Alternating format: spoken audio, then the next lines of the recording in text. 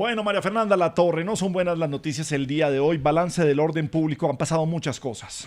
Bueno, Gabriel, empecemos por lo más reciente. Se registra hace unas horas un ataque con explosivos contra una base fluvial de la Armada Nacional. 3 infantes de Marina en este momento que están heridos. Uno de ellos, Gabriel, de gravedad. Todavía no se tiene, pues, digamos que un reporte médico general, pero sí se sabe que está bastante mal este infante de Marina. Por el otro lado, nos vamos para el Cauca. Ya fueron liberados los 45 militares que estaban secuestrados por 600 personas de la comunidad, al parecer instrumentalizada por las disidencias de las FARC desde el día de ayer. Estos militares fueron liberados sobre el mediodía, Gabriel. Ya van 32 azonadas en lo que va del año en contra de la fuerza pública. El panorama, digamos que no es favorable, además porque el año pasado fueron 58 en todo el año. ¿Cuál es la solución entonces que propone el ministro de Defensa, Gabriel? Él dice que hay que buscar otras alternativas y que se están basando en lo que está pasando en otros países. Él da específicamente el ejemplo de Perú, donde plantean disparar o que los militares puedan disparar en contra de las personas, pues como un método de defensa. Por supuesto, no disparar tirando a matar, sino más bien a las piernas, a las extremidades, pues para que no sea un disparo letal. Sin embargo, esto es algo que pues está completamente en estudio y no es algo que se vaya a hacer ya.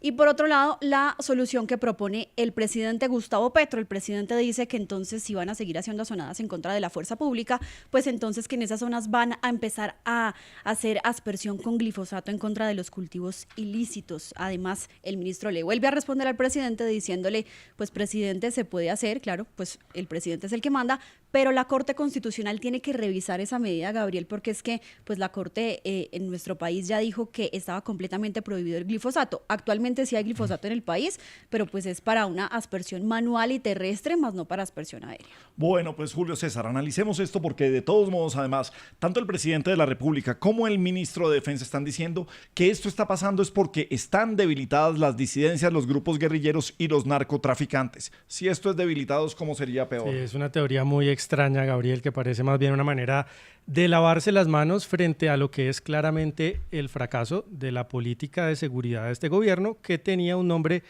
pues muy evidente, que era la paz total. La paz total no ha funcionado. El gobierno, por ejemplo, antes de llegar al poder, prometía que en 3 meses se iba a desmovilizar el ELN. Nada de eso ha pasado. De hecho, nos presentaban indicadores del deterioro de la seguridad en materia de ataques a la fuerza pública, pero si hablamos, por ejemplo, de secuestro, está creciendo el secuestro extorsivo según los datos del Ministerio de Defensa en un orden del 90% anual. Si hablamos, por ejemplo, de actos de terrorismo, están creciendo en lo que va del año a un ritmo del 12% anual, y así varios indicadores de seguridad, Gabriel, que nos hablan de un fracaso de la política de seguridad o de paz total del gobierno. Pero mire entonces cómo cambia el lenguaje, porque hoy estamos hablando de aspersión de nuevo con glifosato y de nuevo, o por primera vez, de disparar en estas sazonadas. Lo que pasa, Gabriel, es que como estamos frente a ese fracaso, al gobierno le toca hacer un viraje en la narrativa, porque es muy claro para la ciudadanía y sobre todo ya estamos cerca de las elecciones del año entrante, pues que no vamos por buen camino. Y parece como si traicionaran los principios sobre los cuales se eligieron, pues que estemos hablando de glifosato o hasta de dispararle a lo que antes eran civiles inocentes, ¿no? Esa era la narrativa antes. Pues estamos evidenciando que el gobierno está dando un viraje y casi una traición a esos principios ideológicos y políticos con los que llegaron al poder. María Fernanda. Nosotros conocimos, Gabriel, justamente ayer que las tropas estaban intentando salir de la zona desde el día jueves. Ellos estaban en una operación militar en el marco de la Perseo 2. Los sacan efectivamente algunos y a los otros no los pueden sacar, que son a los que secuestran, porque no había buen tiempo para que los helicópteros volaran. Hoy hablábamos con analistas, Gabriel, que nos decían qué está pasando con la inteligencia militar. ¿Cómo dejan que estos militares que estaban en medio de una operación pues salgan y queden expuestos y que luego lleguen 600 personas y los secuestren? Bueno, pues el asunto es que si seguimos pensando que los alzados en la ley están debilitados y que por eso pasa lo que estamos viviendo en orden público en el país, se merecen una tiradera con ese discurso.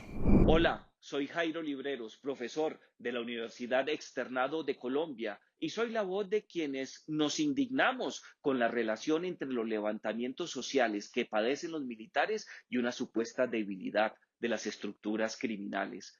Las azonadas, secuestros y demás vejámenes en contra del Ejército Nacional son inaceptables, ponen en riesgo la vida e integridad de comunidades instrumentalizadas, humillan a nuestros soldados y vulneran la seguridad y defensa nacional.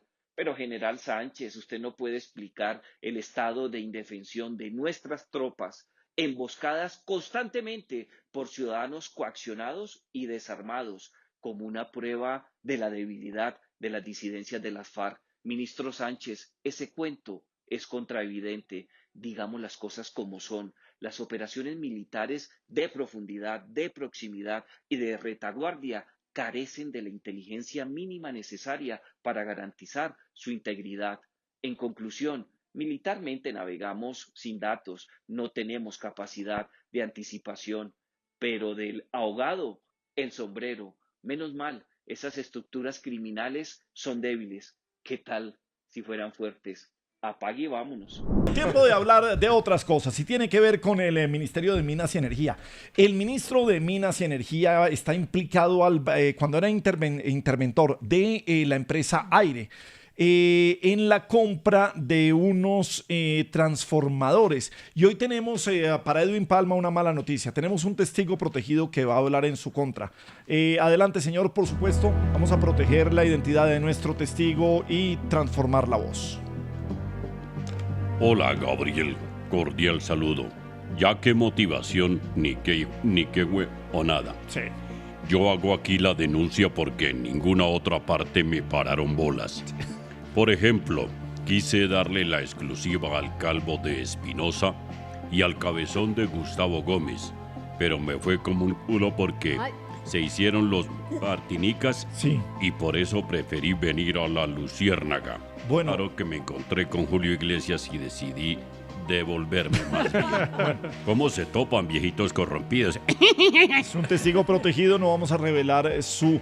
¿Usted qué sabe? ¿Quiénes podrían estar implicados? Ser socios de Edwin Palma precisamente allí para acordar los costos o sobrecostos de los mencionados transformadores. Los nombres de esos fulanos son, tomen nota. Iglesias. Sí. El dinero que pedían los consignaban en las cuentas a nombre de la torre y no. ¿En serio? Pero pues nos imaginamos que para hacer tal denuncia usted tiene que tener testigos. No sé si nos puede traer algún testigo. Claro que sí, tengo aquí un testigo que es un reconocidísimo periodista. Ok. Buenas noches. Aquí yo vi que se llevaron todos los putos malparidos que Don Endo y a Julio le van a dar por culo. Bueno, pero con Edwin Palma también ahí. Sí, con Edwin Palma Bueno, ya, también, bueno, ya. que El le ministro, pegaron sí. por ese culo. Bueno, ya, señor, sí. Pero recuerde que también tengo otro testigo. Él lo único que piden es que le distorsionen la voz. Ay, por supuesto. Para no volverse blanco de los criminales. Así Aquí es. está. Un testigo que no puede dar el nombre.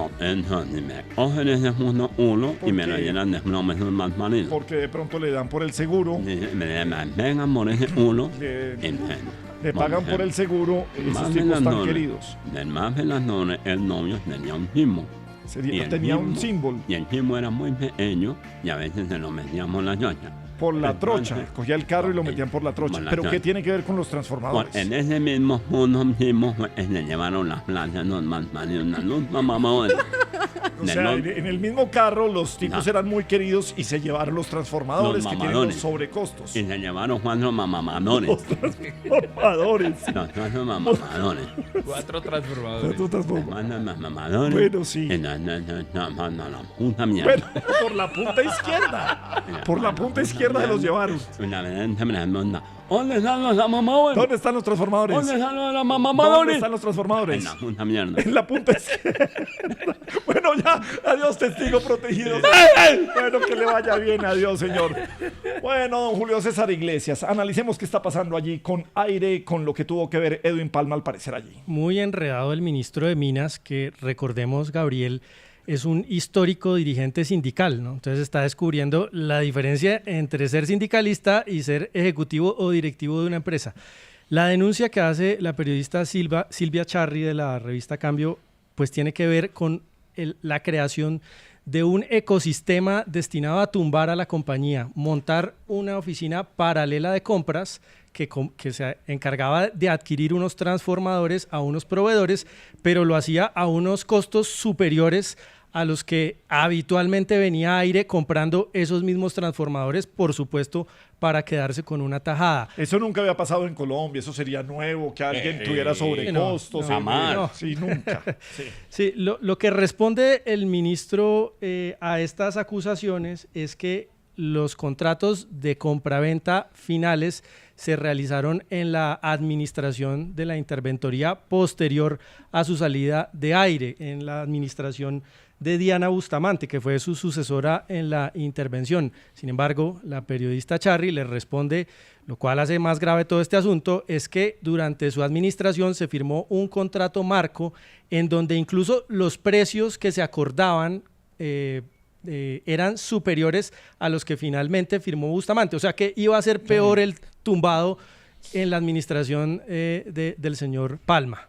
Y entonces, ¿qué podemos esperar? Aquí no le pasa nada a nadie, como siempre. Es complicado, pero es que este no es el único episodio. Acordémonos que acerca de la gestión en Aire de Edwin Palma, esta no es la primera sombra, ¿no? Se había hablado también de temas de contabilidad creativa. No. Había números falseados aparentemente en la contabilidad de Aire y de nepotismo, porque había nombrado un familiar encargado de las cuentas de Aire, lo cual por supuesto no es de buen recibo ni es transparente en una empresa privada que ahora está intervenida por el gobierno nacional. Algo parecido, Gabriel, permítame la anotación a lo que está ocurriendo con las EPS. Las intervenciones del gobierno Petro no están saliendo bien y las empresas intervenidas están terminando con más problemas financieros de los que tenían antes. Bueno, Keralty dice que prácticamente recibió el cascarón, lo de adentro está desfinanciado. Lo de Keralty y lo de Nueva EPS también, ¿no?